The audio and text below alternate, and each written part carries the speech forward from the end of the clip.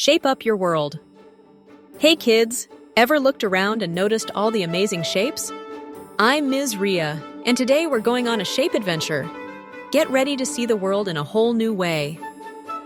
Circles are everywhere. Think of yummy cookies, the sun in the sky, or even a spinning wheel.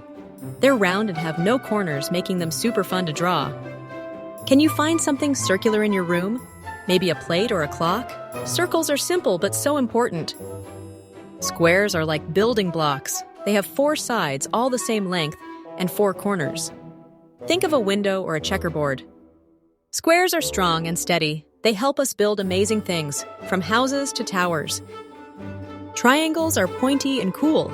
They have 3 sides and 3 corners. Think of a slice of pizza or a mountain peak.